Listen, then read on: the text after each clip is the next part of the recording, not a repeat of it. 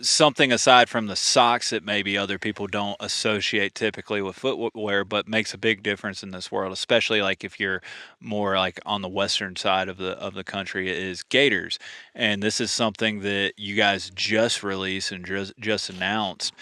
Talk to us about your gaiter, what makes it different than the other ones on the market, and why, if somebody hasn't really been using a gaiter up until now, maybe they should Hmm. consider that. Yeah, so if you're joining us on the video, you can see this. This is our Quarto gator.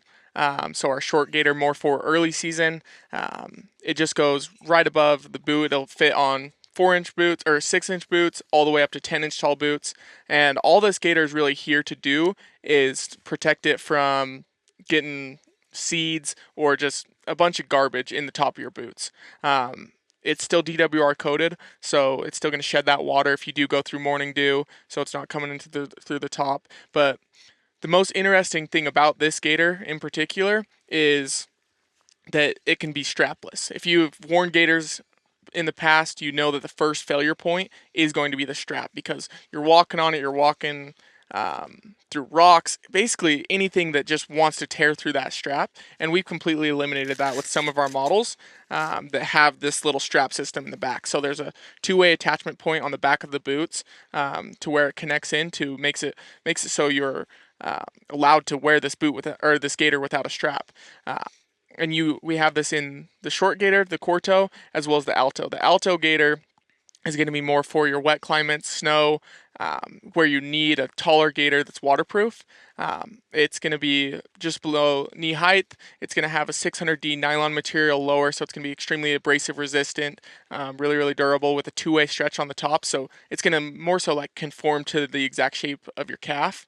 That one's going to be available strapless as well. And you don't have to have a Crispi boot to have this gaiter. It will ship with a strap, and that strap is actually replaceable. So we've tried to make this as versatile as possible while still being the Yeah. best gaiter on the market. And if somebody's not familiar with gators in general, and this is an audio podcast, maybe they're not watching it. The strap that you're talking about kind of goes underneath your foot, kind of like a stirrup strap. If maybe somebody grew up playing baseball, is familiar with that term, the stirrups. But like you guys have these little grommets or loops around the backside of the boot that it hooks on, so guys can get rid of that little stirrup strap. But even if you don't have the Crispi boots, or maybe the model of Crispies that you have that they're a year or two old, maybe they don't have them, whatever, you can get this gaiter with the strap, but it's replaceable. So Hmm. most gaiters, the strap wears out and you got to buy brand new gaiters. Exactly. This one, you can just get a new strap and replace it, or get the model of the boots that you don't even need the strap. And to me, that's like a game changer when it comes to gaiters. You and I spoke earlier, like I don't use gaiters very often, just because where I hunt mainly, in the southeast, other than my trips every fall, it's not really necessary. Like Hmm. they just get torn up in the quail briars and brush and Yep. stuff. But something like this that you guys have, I think would be more durable and longer lasting, especially with the strap. If I was to use it, just Hmm. being able to replace that's a huge upgrade in Oh the yeah. gator game, if you will. Yeah, absolutely. Earlier, like in the summer, I was able to wear this like dog training and everything. Yeah. And when you're training and it's super hot outside, I'm wearing my shorts, Mm. putting my boots on, throwing this gaiter on, and I'm not having to worry about seeds or anything going in. Because I mean, there's times where I just don't want to put pants on. I just want to wear my shorts. Like when you're out training your dog.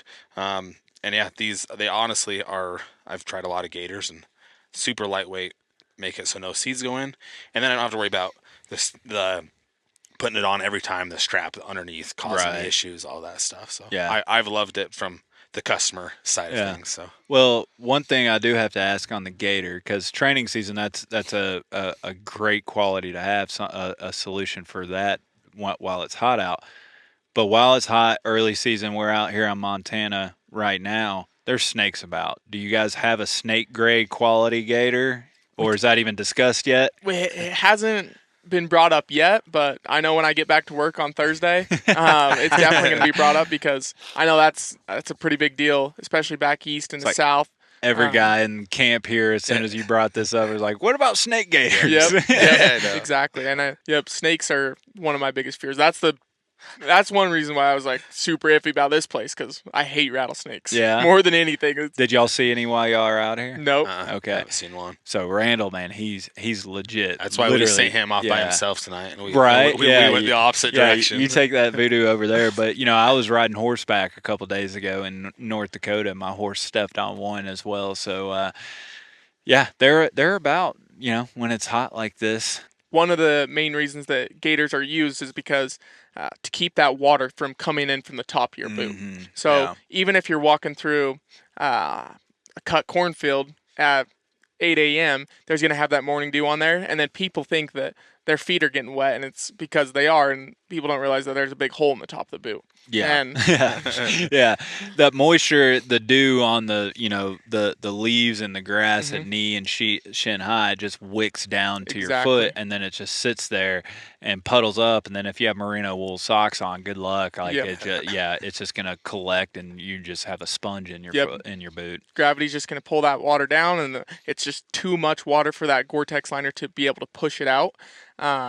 So that's one of the key benefits, is walking through that, and snow from keeping snow from going down over the top of your boot.